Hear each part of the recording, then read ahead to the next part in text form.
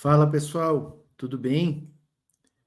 Visão Trabalhadora na área, chegando para repercutir algumas notícias aí bem atuais, tá, pessoal? Sem mais delongas, já vou trazer para a tela aqui, ó. Morreu o ditador Fujimori, né? Está no inferno já, o inferno está em festa. Como diz aqui o vídeo do Cortes 247, Legene Miran com o Atushi comentando aí esta notícia. Na sequência, vamos trazer um vídeo aqui do Paulo Pimenta comentando aí sobre a reconstrução do Rio Grande do Sul, né, pessoal? O Ministério Extraordinário da Reconstrução do Rio Grande do Sul foi transformado numa secretaria, né? Já cumpriu, né, com a sua função praticamente. O Paulo Pimenta fez um grande trabalho aqui no Rio Grande do Sul, mais de 96 bilhões, tá, pessoal? Mais de 96 bilhões já vieram para o Rio Grande do Sul, e o Paulo Pimenta deu uma declaração, a gente vai assistir todo o vídeo em seguida aí, mas ele deu uma declaração que vem muito em linha do que eu disse lá no mês de maio, quando Porto Alegre estava alagada, quando o Rio Grande do Sul ainda estava alagado. Eu disse aqui no canal, é só buscar nos arquivos. A economia do Rio Grande do Sul vai crescer, tá? Vai ser uma das que mais vai crescer do Brasil, e isso que está acontecendo aqui no Rio Grande do Sul vai gerar um crescimento, vai somar ao crescimento do PIB do Brasil. Por que eu dizia isso, pessoal? Porque o governo Lula estava despejando dinheiro, indicando que iria despejar dinheiro, como despejou. Mais de 95 bilhões já vieram para o Rio Grande do Sul, pessoal, para a reconstrução do Rio Grande do Sul. Então, tá aí. O Pimenta vai trazer com mais detalhes em seguida. E vamos fechar com um vídeo, um trecho de uma entrevista que o Haddad deu ontem. O Haddad falando aí da economia do Brasil e dizendo que o pobre não tem lobby em Brasília, né? E só os empresários têm lobby em Brasília, e por isso talvez a Faria Lima né, tenha tantos benefícios aí do poder público, né? Vamos iniciar aqui, ó. Vamos devagarito nomás, né? Devagarito nomás. Começar com o Legene Miran, já deixando um grande abraço para o Legene Miran, né? Satisfação enorme ver o Legene Miran aí sendo reconhecido, né?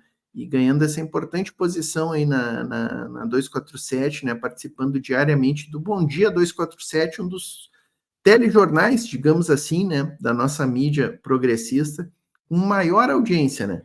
Junto com o ICL Notícias, ali são os dois canais mais importantes da mídia progressista, né? 247 e ICL. Vamos ouvir aqui, ó. Ontem faleceu o ditador peruano Alberto Fujimori, um dos personagens mais nocivos da história da América Latina. Morreu aos 86 anos, Legiane. E ele tinha saído da prisão depois de um indulto concedido pela Dina Boluarte, presidenta do Peru. E ele estava dizendo que ele queria concorrer à eleição, que ele queria se candidatar. Ele sempre lançava, quando estava preso, a filha, a Keiko Fujimori, né? O que você diria sobre o Alberto Fujimori, Legiane? Dina Fujimori querendo se candidatar ainda, por favor, né? Por favor. O inferno está em festa, como diz o título do vídeo. Galera, aqui, ó, deixa a curtida, tá? Chega deixando a curtida, digam no chat da cidade que estão falando, isso aqui é muito importante para nós. E membro do canal, tá? Vamos convidar vocês para ser membro do canal a partir de R$ 1,99. Tem planos aqui, tá, pessoal? Acho que é o único canal que tem este plano popular aí de R$ 1,99. Você ganha selinho, emojis, os teus comentários entram numa caixa especial ali que a gente tem acesso antes dos demais comentários. A gente tem tentado responder na medida do possível todos os comentários, tá, galera? Então vamos pegar junto aí com o canal. Bom, ele é um representante do fascismo peruano, né? Ele endureceu, Léo, ele ficou mais ainda de extrema-direita, mais fascista ainda, porque houve um período do governo dele onde o Sendero Luminoso, né? Sendero é caminho, né? O Sendero Luminoso é o Partido Comunista Peruano Maoísta, né? Do camarada Gonzalo, né? Que morreu. Guzmán, alguma coisa assim?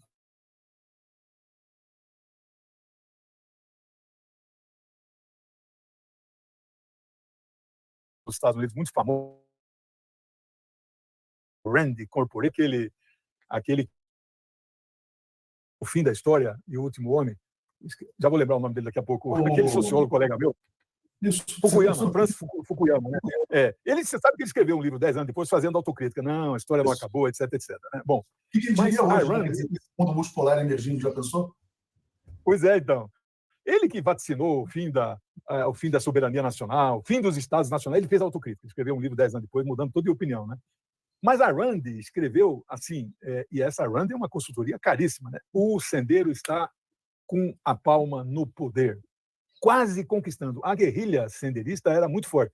Aí, entendendo isso, o Fujimori faz um fechamento, né, um endurecimento. Ele foi eleito, né? A gente fala ditador, mas ele eleito. Ditadores são eleitos. Hitler foi eleito, né? E Trump eleito, o Bolsonaro foi eleito com voto do povo, né? Então, ele fechou o poder. E nesse período, naquele primeiro período, os senderistas a diferença é essa, né, Legene?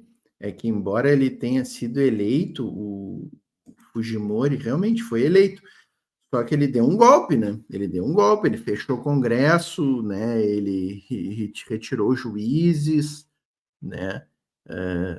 Então, dá para chamar ele de ditador tranquilamente, né? Inclusive, ele se prorrogou o seu mandato, né? Ficando no poder aí durante 10 anos no Peru, né? Então, uma coisa é ele ser eleito, outra coisa é o que ele fez depois no mandato dele, né? Extrapolou o mandato, enfim. Né? Fazem operações cinematográficas. Eles chegam a tomar o Congresso Nacional inteirinho. E é uma operação, não morre ninguém, inclusive, né? São operações... Na Nicarágua houve uma coisa parecida como essa durante uns meses antes de 79, né? De julho, que é a Revolução Sandinista lá em 19, né? Então, a gente diz que não deve, né, comemorar a morte, etc, etc. Este aí nós devemos comemorar efusivamente. É um fascista, pinochetista, né? Eu não acredito em inferno, né? Mas o inferno está em festa lá, né? Reagan e tantas gente malvadas estão aí recebendo. Thatcher, Reagan, né? Fujimori, Pinochet,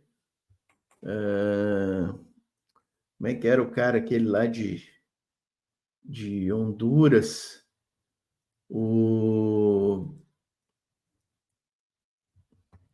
enfim, Gorbachev, né? Tanta gente, né? Tanta gente que tem um lugarzinho especial aí, né? Aquele outro estadunidense, que disseram que é um dos maiores nomes da geopolítica, morreu com 100 anos agora há pouco. Agora não vou lembrar. Kissinger, tá juntinho lá. Kissinger tá ali, né? Habilidosamente recebendo essas figuras tristes aí na festa, né, do inferno. Recebendo essa figura. E deixou a filha, né? A Keiko quase ganha a eleição, viu, Léo? Você viu lá do professor, que, coitado, foi golpeado, né? Por 30 mil votos.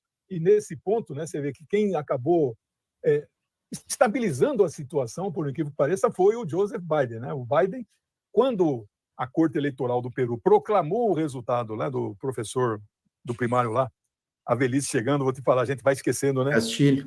Mas ele foi golpeado, né? Pedro Castilho. E quando o convidado esquece, o apresentador esquece também, né? O professor lá que foi golpeado no Peru.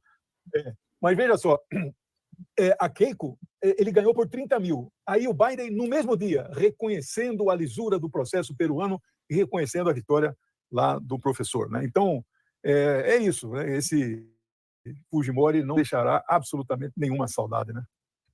Eu estava lendo sobre o Fujimori e, assim, quer dizer, ele foi presidente mais ou menos contemporâneo do Fernando Henrique Cardoso. Né? O que foi o sucesso inicial dele? Ele conseguiu estabilizar a economia, então teve um plano econômico que, de alguma maneira, controlou a inflação no Peru.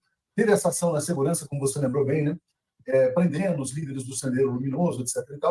E se tornou uma figura bastante popular no Peru. Depois, ele dá aquele famoso autogolpe para se manter no poder. Ele acreditava que o Congresso era um obstáculo às suas reformas, né? E, no final das contas, explodem vários escândalos, Legiane, assim, de corrupção, violações de direitos humanos. Ele foi denunciado... Como sempre, né, na direita, né, escândalos de corrupção, violação de direitos humanos. É a tônica dos governos de direita. Por um ex-assessor, que era o Montesinos, ele chegou a ser gravado em orgias, em coisas desse tipo também. Então, assim, quer dizer, é a figura mais polarizadora da história do Peru. A gente publica um bom perfil, né? E o Peru, na verdade, ele viveu um ciclo de desenvolvimento bastante interessante depois com governos populares, o Ollanta-Humala, os outros presidentes que vieram, o próprio Alan Garcia, quando voltou, e foi o grande alvo da Lava Jato depois do Brasil, né, Legiane? Acho que é importante a gente mencionar isso. Foi essa destruição da Lava Jato que também tirou o Peru dos trilhos. Hoje o Peru tem uma presidente ilegítima, né? Muitas pessoas dizem que a Dina Boluarte não tem legitimidade para ser presidenta do Peru, mas é uma economia que mais ou menos está se ajustando. Eu queria só botar uma notícia na tela aqui. O maior investimento da China na América do Sul está acontecendo no Peru, que é esse mega porto de Chancay. A construção já está em 92% concluída. Esse porto é crucial para esse projeto de integração oceânica, né, da América do Sul, do Atlântico ao Pacífico.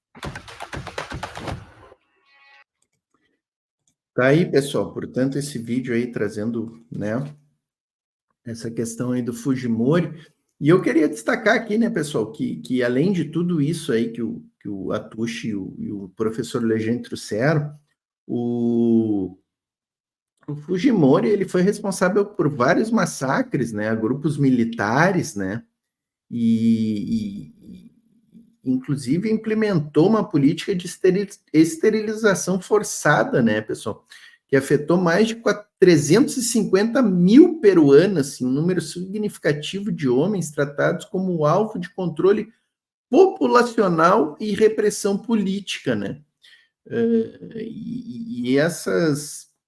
Esse público aí que foi atingido geralmente eram indígenas, né? Coincidentemente, né, pessoal? Então, assim, as forças paramilitares e o próprio exército peruano, nesse período, aí, realizaram operações cruéis contra camponeses, guerrilheiros, né? Com tortura, assassinatos generalizados, né? E existiram 2 massacres célebres, né? No período do Fujimori, aí, né? O primeiro de Barros Altos, né? Em 1991, perpetrado pelo grupo Colina, né, um grupo paramilitar ligado ao governo Fujimori, que atacou um evento comunitário, resultando na morte de 15 pessoas e outras 4 ferimentos graves, né. Já em 92, o massacre de La Cantuta, né, que Fujimori autorizou o sequestro, tortura e assassinato de um professor e 9 estudantes da Universidade de La Cantuta, né. Geralmente em universidade, vocês notaram? É incrível, né? Um evento comunitário em Barros Altos e em La Cantuta, a universidade, né? E esse professor e os 9 estudantes acusados de simpatizar com o Partido Comunista, né, peruano, né? Então, é isso, né, pessoal? Se tratava, assim, de uma figura extremamente nefasta, né? E a Dina Boluarte, né, a golpista, né, que sucede o Pedro Castilhos, né, eleito popularmente no Peru, ela sucede depois de um golpe, e ela decreta luto de 3 dias. A Rede Globo anuncia o Fujimori como presidente, né, no seu noticiário, e imagino que se a Globo anunciou como presidente, a Band, o Estadão, a Folha, procurem para ver se colocam o Fujimori como ditador, né? Porque como gostam de chamar os governantes de países anti-imperialistas, né, de países que lutam contra a ditadura estadunidense, né, contra os massacres perpetuados pela OTAN, né, e pelo Ocidente coletivo. Os presidentes de todos esses países são ditadores, né? O Xi Jinping, o Putin, que se elegeu agora com 70 e tantos % dos votos, né? O Maduro, que acaba de se eleger na Venezuela, é ditador para essa gente, né? Então, assim, todos os presidentes de países que não se alinham com o Ocidente coletivo, com a OTAN, com a ditadura estadunidense, né? Todos esses países são taxados, os líderes são ditadores, né? O Xi Jinping é chamado de ditador por essa gente, o presidente da China, né? O Fujimori não. Fujimori, com todo esse histórico que a gente trouxe aqui agora, é chamado de presidente. Mas bueno, pessoal, bueno, já que falamos aqui do Rio Grande do Sul, vamos de bueno, né? Avançando aqui, ó, vamos com Paulo Pimenta comentando sobre a reconstrução do Rio Grande do Sul. Chega deixando a curtida, tá, pessoal? Diga no chat de que cidade vocês estão assistindo e conheçam aqui o nosso clube de canais, tá, pessoal? Clica aqui no Seja Membro, ó, A partir de R$ 1,99, tu te torna membro aqui do canal, contribui demais com o nosso Dentro do trabalho de resgate. Mais de 90 mil gaúchos e gaúchas foram resgatados nesse trabalho conjunto e coletivo. Depois do trabalho de reconstrução, de restabelecimento, e uma imensa pauta, que praticamente envolveu todas as áreas de atuação do governo aqui no nosso estado. É difícil alguma área do governo que, de uma forma ou de outra, não tenha sido mobilizada. Já cumpri muitas tarefas na minha vida, mas certamente essa foi a mais desafiadora, por conta da complexidade do problema, mas também pela minha relação pessoal, afetiva, né, enquanto gaúcho, aqui no dia a dia. Nós estamos concluindo essa etapa, que é simplesmente uma primeira etapa do trabalho de reconstrução e da participação do governo federal. Nosso objetivo nesses 4 meses, ministro Rui, não era resolver todos os problemas, mas deixar as coisas encaminhadas. Nós pegamos, por exemplo, na educação, que está aqui o Hamilton. Nós já sabemos quantas escolas vão ser reconstruídas, quantas vão ser reformadas, o que foi necessário fazer nas universidades, nos institutos federais. Então, a pauta da educação está equacionada. Daqui para frente, é a relação do MEC com o governo do Estado, com as prefeituras. Na saúde, a mesma coisa. Se a gente olhar cada área, ela foi sendo encaminhada e nós já temos um cronograma do trem-borde, um cronograma do aeroporto. Então, mais de 30 mil empresas que foram beneficiadas pelos programas de crédito criados pelo governo federal, com juros altamente subsidiados. E conseguimos fazer uma coisa que muita gente não acreditava. Pessoal, vamos anotando aqui, ó. Eu vou anotando num caderno, tá? Eu vou anotando no meu caderninho, vocês anotem aí de vocês também, tá? Os números. 30 mil empresas, tá? No final do vídeo eu vou trazer todos esses dados aqui, ó. 30 mil empresas beneficiadas com crédito. A taxa de juros baixas e para pagamento a perder de vista, né? Com carência. Vamos lá. Chegamos a imaginar, em determinado momento, que o Rio Grande do Sul poderia perder 25% da sua arrecadação esse ano. Algumas pessoas imaginavam que a nossa economia levaria anos para poder ter uma resposta efetiva. E nós, no mês de julho, fomos o estado a indústria mais crescente. E o nosso ICM recuperou. E a geração de emprego voltou com força. Eu sou capaz de apostar que o Rio Grande do Sul ficará até o final do ano num dos 3 estados do país onde a economia mais vai crescer. Isso não foi por acaso. É esse dado aqui que eu falei para vocês, até vou me aumentar aqui, pessoal. Essa questão aqui que eu falei para vocês, pessoal, antes, no começo da live agora. E eu vinha dizendo desde lá do mês de maio, quando foi anunciado. Quando foi anunciado o Pix de 5 mil, tá, pessoal? Que atingiu mais de 300 mil famílias no Rio Grande do Sul. Quando foi anunciado que o governo ou compraria residências ou construiria nos moldes do Minha Casa Minha Vida, tá? Quando foi anunciado crédito para micro e pequenas empresas, quando foi anunciado 2 meses de salários para as empresas garantirem os seus empregados, tá? Quando foi anunciado a suspensão da dívida pública do Estado do Rio Grande do Sul por 3 anos, tá, pessoal? E todas essas iniciativas, totalizando mais de 90 bilhões, eu falei aqui no canal. O Rio Grande do Sul, a economia do Rio Grande do Sul não só não vai encolher, como ela vai crescer. E este crescimento afetará no PIB do Brasil. O PIB eu lembro bem que eu dizia na época, pessoal, o PIB do Brasil vai crescer vai acrescentar no PIB do Brasil de 0,5% a 1%. Estes recursos que estavam sendo destinados aqui para a economia do Rio Grande do Sul. Dito e feito, tá aí. Tá aí o Paulo Pimenta falando. Neste mês, é concreto, isso aqui é concreto, é materialidade, tá, pessoal? Não é assim, o Portinho tá chutando, tá achando. Neste mês, a indústria do Rio Grande do Sul foi a que mais cresceu no Brasil. Sabe, pessoal? E isso tem conexão lógica com a realidade. Porque este Pix de 5 mil que entrou aqui, pessoal, foi para comprar fogão, foi para comprar geladeira, foi para comprar um jogo de panela, foi para comprar roupas, foi para comprar mesas e cadeiras. É economia, é dinheiro que vai para o comércio, a indústria tem que fabricar. Então, é lógico, o processo é lógico, pessoal. O processo é lógico. Isso é fruto de uma estratégia de ação política, de uma visão do presidente Lula e do nosso governo, de que a melhor forma de nós ajudarmos o Estado do Rio Grande do Sul é fazer com que a economia pudesse responder de forma efetiva.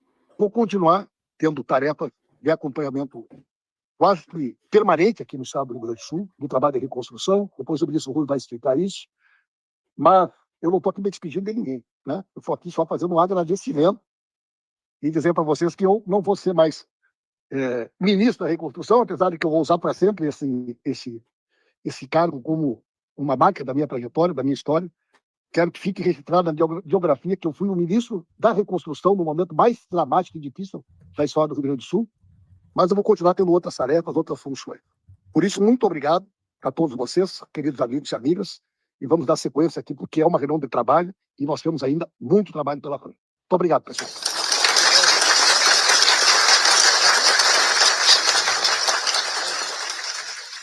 97 bilhões de reais disponibilizados pela União para investimentos no Rio Grande do Sul após as enchentes, mais de 40 bilhões já foram utilizados. O balanço foi apresentado hoje pelo Ministério da Reconstrução do Estado, que encerrou os trabalhos depois de 4 meses.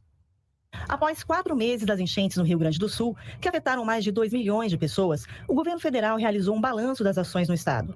Os esforços se concentraram em resgatar as famílias afetadas, reconstruir a infraestrutura e a habitação dos atingidos, além de apoiar economicamente empresas e trabalhadores locais. Foram destinados 98 bilhões e 700 milhões de reais para a reconstrução do estado, entre ajuda humanitária e antecipações. O governo dividiu as entregas em 8 eixos. No primeiro deles, o emergencial, foram distribuídas 105 mil cestas básicas, 8 milhões de medicamentos e insumos, religados 557 mil pontos de energia elétrica e transportadas 32 mil toneladas de doações. No eixo institucional, além da criação de uma secretaria com status de ministério, foram pagos a 374 mil famílias o auxílio construção no valor de R$ 5.100, além de 285 milhões de reais em auxílio trabalhador. 67 mil famílias foram adicionadas ao Bolsa Família e 3 bilhões de reais foram liberados do FGTS. Apenas para a habitação foram alocados investimentos de quase 3 bilhões e 500 milhões de reais. Previsão de 8 mil moradias. Os investimentos para a recuperação do Estado já revelam uma retomada econômica. A indústria, que havia registrado queda de 26,3% em maio, cresceu 34,9% em junho. No comércio, o volume de vendas aumentou 13,8% também em junho, além da criação de 6.690 postos de trabalho em julho. O governo governa, e governa bem, porque a economia brasileira está num rumo. Pessoal, assim, ó, é muita coisa que foi feita, né? E assim, eu abri uma matéria aqui que está tratando dessa questão aí, deste balanço, né, da reconstrução. E assim, ó, quero destacar algumas coisas. Ó. Mais de quase 2 bilhões tá, no auxílio reconstrução, que é esse PIX dos R$ 5.100, né, que caiu na conta do pessoal. A previsão inicial era distribuir para 350 mil famílias, e já foi superado esse número. Então, eu errei, eu falei aqui em 300 mil famílias. Né? O governo também garantiu novas moradias para os desabrigados, com 16 mil habitações sendo viabilizadas pelo Minha Casa Minha Vida, tá, pessoal? E pelo Compra Assistida, que são imóveis que já estão prontos, né, e seriam assistidos pelo governo, desde que se encaixem aí nos requisitos ali da Caixa para Minha Casa Minha Vida, né? 16 mil habitações, tá, pessoal? 16 mil, tá? E 11.500 unidades no fundo de arrendamento residencial, tá, pessoal? E outras 2.000 ainda no meio rural. Então, veja bem a grandiosidade, né, dos programas e do que está sendo feito, né, pessoal? E um item que eu queria destacar aqui, ó, pessoal, e muito se falou na época, né, dos voluntários, os voluntários estão fazendo tudo sozinho, cadê os servidores públicos? Então, tem números aqui, ó, pessoal. Cerca de 30 mil servidores federais, só federais, tá, pessoal? Foram mobilizados, incluindo militares e agentes da Defesa Civil, para realizar as ações de resgate e salvamento no Rio Grande do Sul. Foram resgatadas 84 mil pessoas e 15 mil animais. 12 hospitais de campanha instalados no pico da operação, resultando em mais de 39 mil atendimentos. O governo federal destinou 1 bilhão e 100 mil reais para essas ações, além de 29 milhões para financiar abrigos que acolheram cerca de 85 mil pessoas durante as enchentes. Então tá aí, né, pessoal? Tá aí, né? 85 mil pessoas acolhidas nos abrigos que o governo federal financiou, né? Com 29 milhões, tá, pessoal? O resgate de 84 mil pessoas, 30 mil servidores federais. E aqui, não é querer desfazer do trabalho dos voluntários, os voluntários foram imprescindíveis, inclusive na questão moral, na questão da mobilização, né, na questão da união do povo gaúcho. Foi sensacional o que os voluntários fizeram, tá, pessoal? Mas os voluntários, naturalmente, pessoal, vão para suas casas depois. Vão para suas casas. E quem fica na linha de frente, quem vai até o fim, quem está até hoje trabalhando, tá, pessoal? Nos CRAS, nos postos de saúde, no serviço social, nos postos do INSS, seja lá onde for, são servidores públicos que estão trabalhando para atender essa população. Então, assim, vamos parar com essa história de querer dizer que só os voluntários trabalharam e que tem que acabar com o servidor público, que são todos parasitas, que não fizeram nada durante todo o processo. Vamos parar com isso. Vamos parar com isso. Rumo de recuperação, até rápido. Nós tivemos deflação. Você vê a rapidez com que o governo agiu no Rio Grande do Sul, é sem dúvida uma das razões fundamentais dessa recuperação rápida do Estado, evidente. Porque, com todo respeito, a gente sabe que o governador é muito fraco e muito incapaz. Ele não teria feito isso. Isso é ação. É porque o governo federal sentou no Rio Grande do Sul e governou de lá, com Pimenta, por um bom tempo. A gente vê isso. Agora a gente... Foi fundamental outra coisa, né? Essa é outra coisa. Foi fundamental o Lula criar o Ministério Extraordinário da Reconstrução e designar o Paulo Pimenta para ser esse ministro. Foi sensacional o trabalho realizado pelo Pimenta.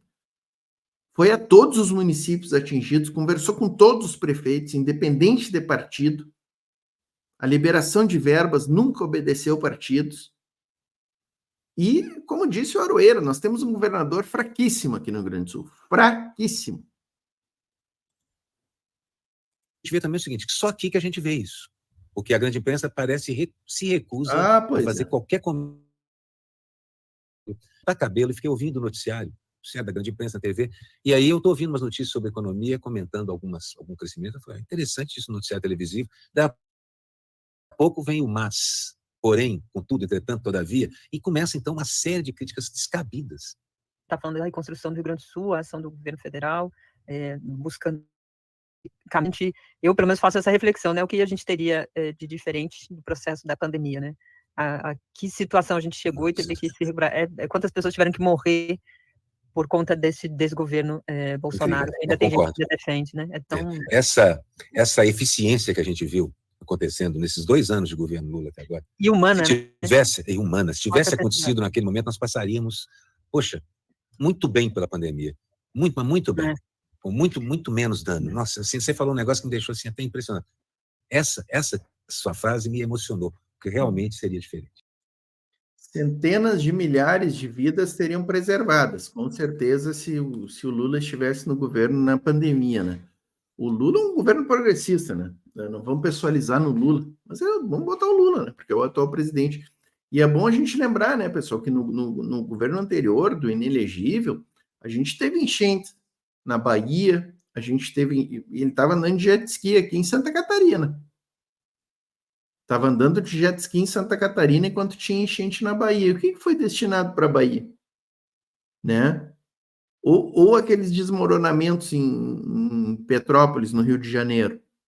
A gente lembra o que aconteceu, né, pessoal? O povo ficou totalmente a desdarar. O governo federal não fez nada ali, não fez nada. Mal e mal antecipou um benefício previdenciário, um BPC-Loas para aquela população, né? É complicado. Mas vamos avançar, pessoal. Vamos avançar aqui, ó. Ministro Fernando Haddad, não vejo lobby de pobre em Brasília, só lobby de empresa. Tá aqui. Isso aqui é um trecho da entrevista que ele deu hoje aí no programa Bom Dia, Ministro. A gente pretende retransmitir essa entrevista aqui no sábado ou domingo pela manhã. Vamos programar aqui no canal para retransmitir, tá, pessoal? Quem tiver interesse, acompanhe aí. Chega deixando a curtida, tá, pessoal? Diga no chat de que cidades estão assistindo. Isso aqui é muito importante para o canal.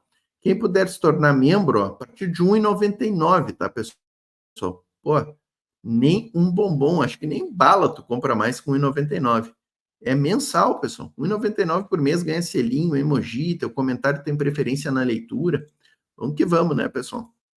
Feito por meio da avaliação de programas sociais e gastos tributários e gastos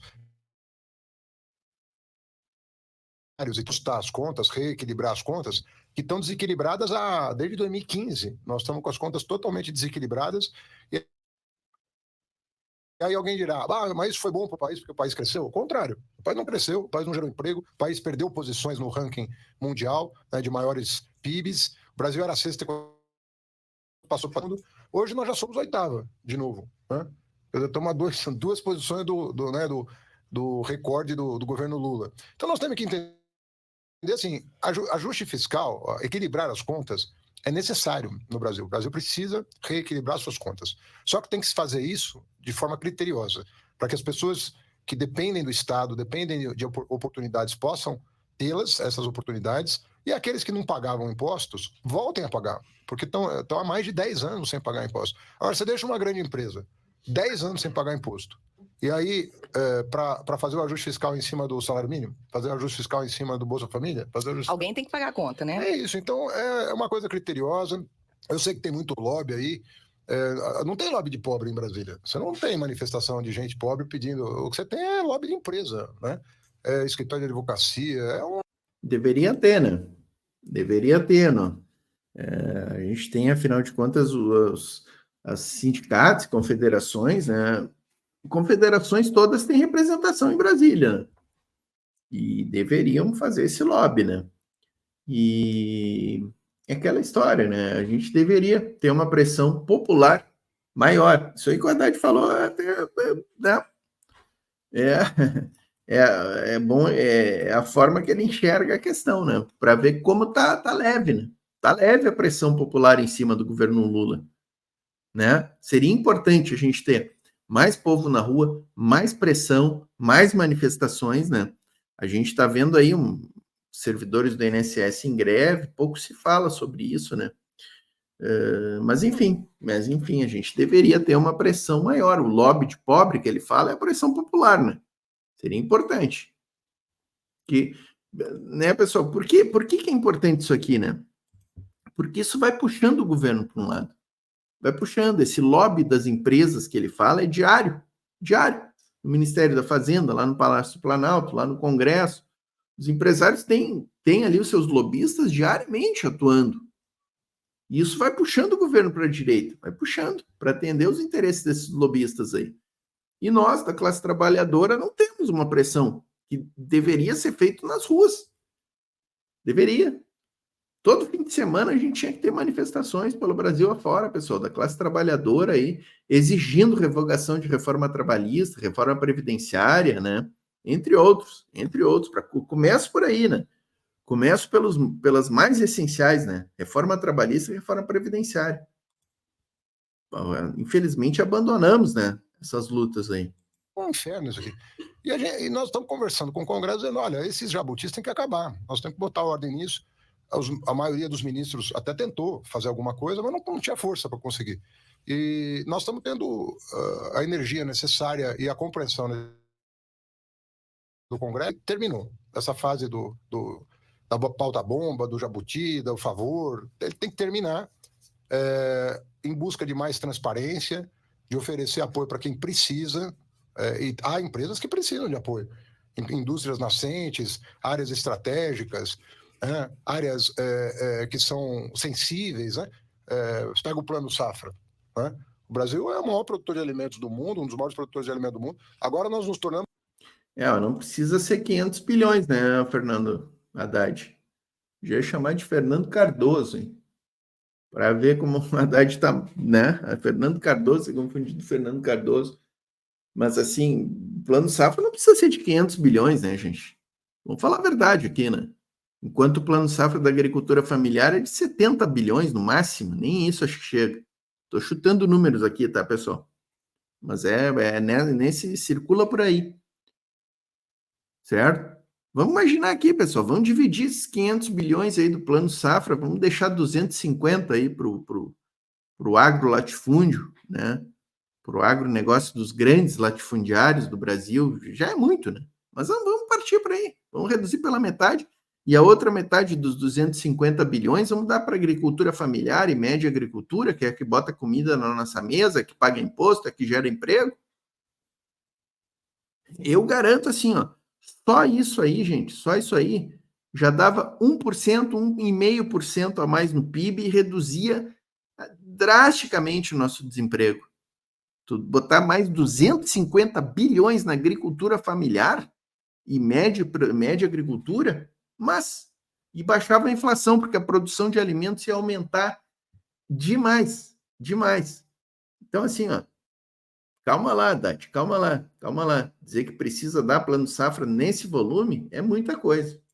Somos o maior exportador de produtos alimentícios industrializados. Então, nós temos que encontrar o caminho do equilíbrio. Agora, estamos gerando emprego? Muito. Nós geramos em 7 meses 1,5 milhão de empregos no Brasil. Entendeu? Nós estamos batendo recorde de geração de empregos. Então, você pode ter certeza, hoje o nosso problema é oferta de mão de obra, não é demanda. Demanda, você conversa com qualquer empresário de qualquer setor. A pessoa vai dizer assim, eu estou com dificuldade de contratar. Eu preciso contratar, eu quero expandir meus negócios. Então, nós temos que compreender que esse é o momento de fazer essa correção de rota. A economia vai crescer mais de 3% esse ano, tá certo? A geração de emprego vai ser recorde esse ano. E nós não podemos nos acomodar. Nós precisamos perseguir os nossos objetivos para que esse país volte a ter finanças robustas. Nós já temos reservas cambiais acumuladas desde o período do presidente Lula, nós não temos dívida externa, nós temos que controlar agora a nossa dívida interna, esse juro tem que cair para que essa rolagem seja sustentável e o Brasil voltar a crescer acima da média mundial. Esse aqui é um problema também, né, pessoal? 2 problemas aqui, né? É óbvio que nós não podemos nos acomodar com 3% de crescimento, né, gente? 3% é melhor do que a expectativa de 1%, tá, tudo bem. É meio óbvio que é melhor 3% do que 1%. Mas 3% é pouco crescimento, gente. Pouco. Para o potencial que o Brasil tem. Eu acabei de falar aqui, se investisse metade do Plano Safra num Plano Safra de agricultura familiar e média agricultura, já aumentava 1% esse PIB aí, com 250 bi a mais na agricultura familiar e média.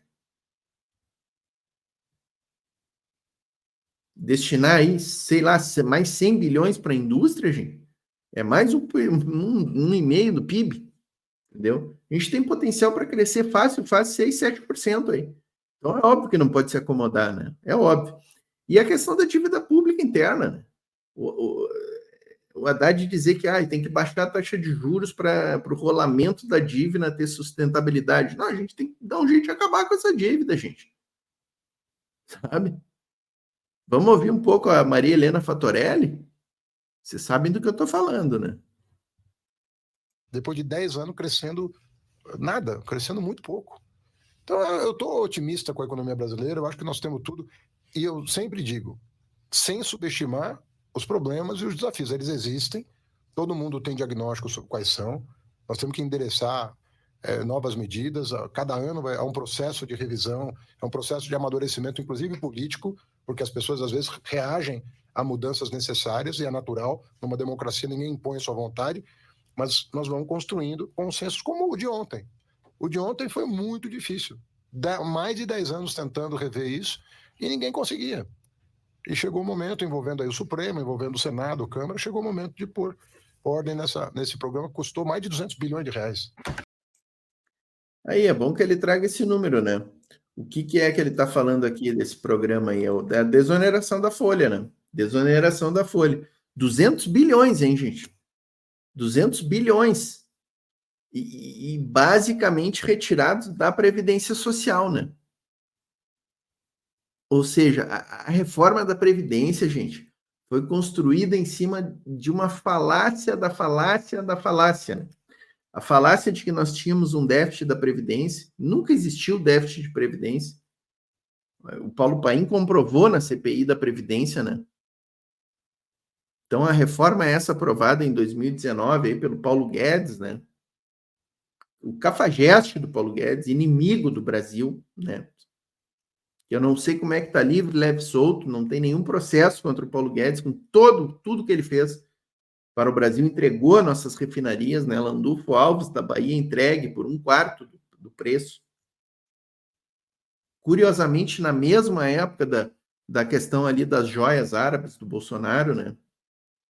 Entregou outras refinarias da Petrobras, entregou a nossa Eletrobras a preço de banana e com cláusulas totalmente abusivas, né, ao interesse nacional, né, a soberania nacional.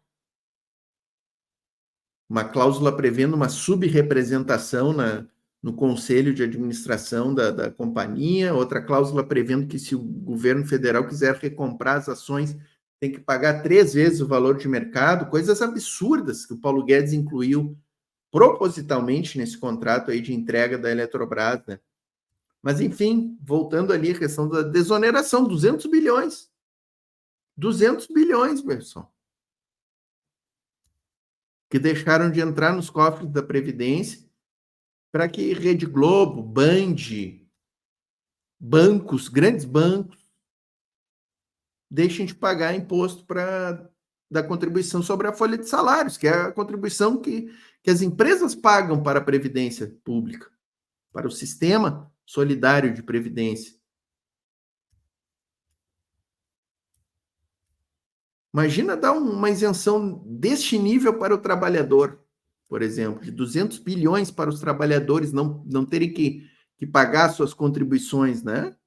Bom, né? Quem não queria? É isso, pessoal, é isso.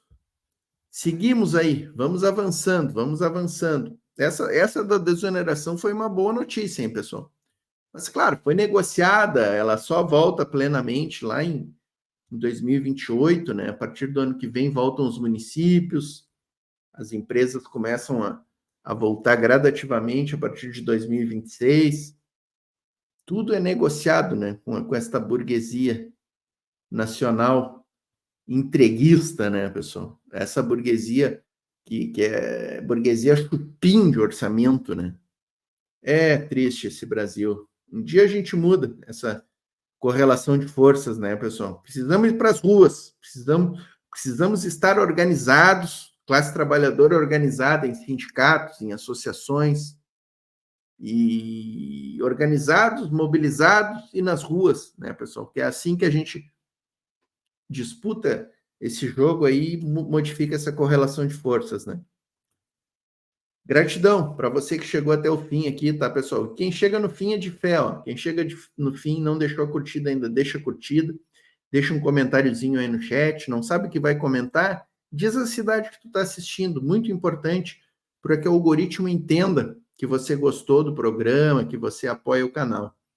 Clube de membros, tá? Já fiz o jabá aqui, R$ 1,99 por mês. Só clicar aqui, ó. Acho que é aqui, né? Seja membro, clica aqui no Seja Membro e entra para nossa comunidade aí, R$ 1,99 por mês, pessoal. Tá? Legal. E o Pix, né? Tem o Pix aqui, ó. Tá aqui a nossa chave e tá aqui o QR Code, ó, do Pix do canal. A Voz Trabalhadora, gmail.com. Você pode também mandar e-mail para nós aqui nessa direção. E os nossos grupos aqui, ó, pessoal, WhatsApp e Telegram, vou convidar vocês aí, cadastrem-se, tá? É de graça, o link está aqui na descrição do WhatsApp, do Telegram, cadastre-se.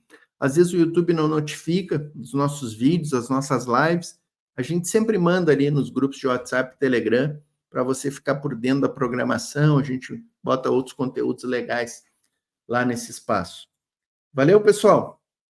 Paz entre nós, guerra aos senhores.